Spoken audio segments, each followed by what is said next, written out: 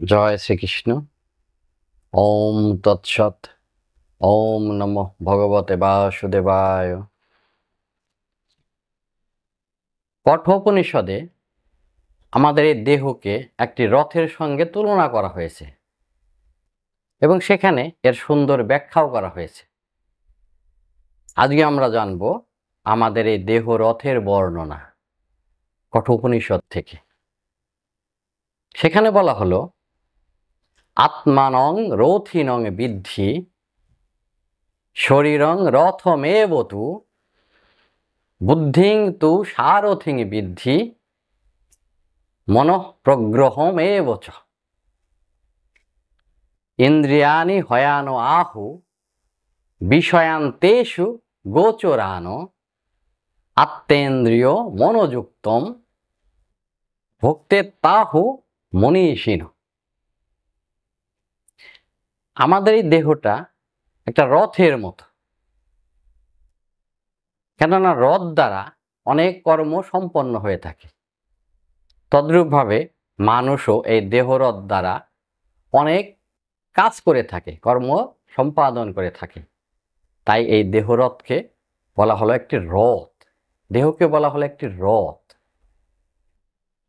প্রত্যেক রথেরই একজন স্বামী থাকেন, রথী থাকেন, মালিক থাকেন। আমাদের এই দেহরথের রথী হচ্ছেন আত্মা। আত্মাই আমাদের এই দেহরথের রথী, মালিক। আবার রথকে সঠিক পথে চালনা করার জন্য, নিয়ে যাওয়ার জন্য প্রত্যেক রথেই একজন সারথী থাকেন।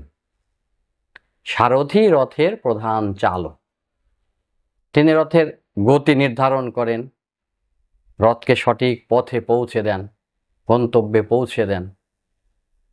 আমাদের এই দেহরথের রথী, সারথী বুদ্ধি।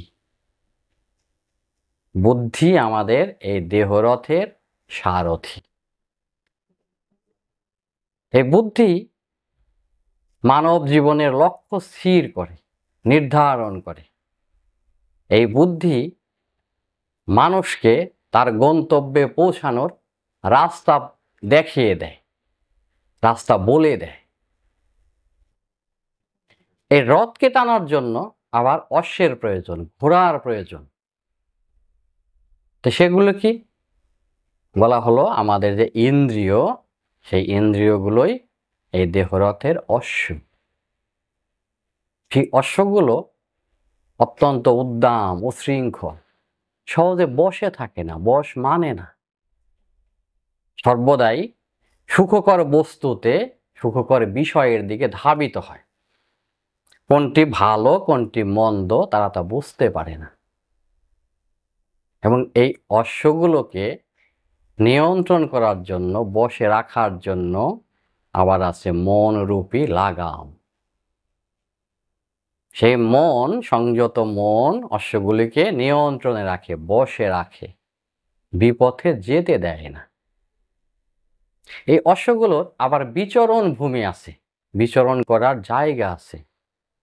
সেগুলো হলো রূপ, রস, গন্ধ, শব্দ, স্পর্শ, ইন্দ্রিয়ের বিষয়াদি। ইন্দ্রিয়ের এই বিষয়াদি সেই অশ্বগুলোর বিচরণ ক্ষেত্র। এবার প্রশ্ন হলো, আমাদের দেহরথ দ্বারা যে কর্ম সম্পন্ন হয়ে থাকে তার ভোক্তা কি? কে ভোগ করেন? বলা হলো, আত্মাই সেই কর্মফলের ভোক্তা, সে ভোগ করে থাকেন। এই আত্মাই জীব নামে অভিহিত।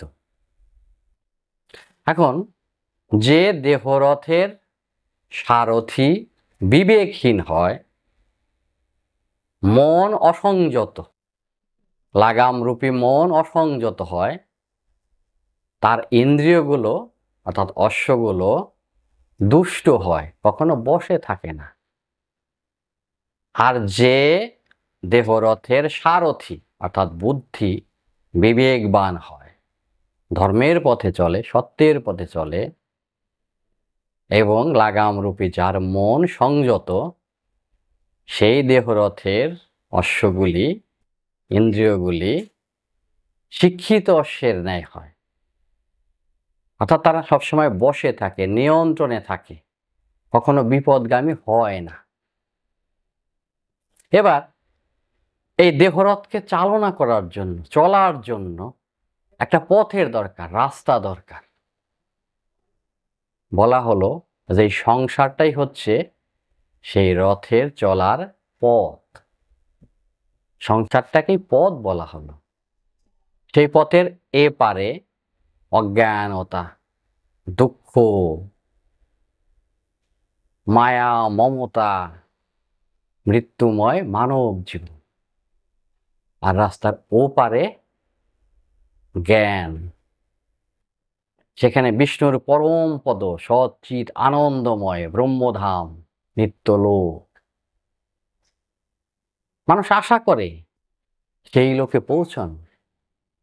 মানুষের লক্ষ্যই, সেই রথের লক্ষ্যই সেই নিত্যধামে পৌঁছানো। যার বুদ্ধি বিবেকবান হয়, মন সংযত থাকে, তার পক্ষেই সেই লক্ষ্যে পৌঁছানো সম্ভব।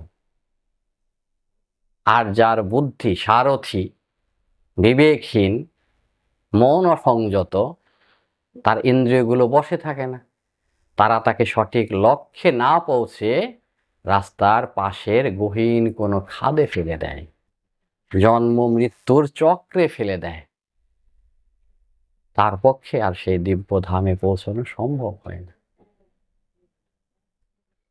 তাই আমাদের বুদ্ধিকে ধর্মের পথে রাখতে হবে, সৎ পথে রাখতে হবে, বিবেকবান হতে হবে, লাগামরূপী মন সংযত করতে হবে।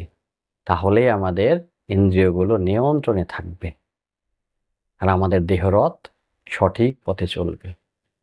চলতে চলতে আমরা একদিন অবশ্যই আমাদের লক্ষ্যে পৌঁছে যাব, সেই নিত্য ধামে পৌঁছে যাব। সেখান থেকে এই দুঃখময়, মায়াময় এই পথে, এই সংসারে, দুর্গম পথে আমাদেরকে আর ফিরে আসতে হবে না। নমস্কার। ভালো থাকবেন সবাই। ঈশ্বর সবার মঙ্গল করুন।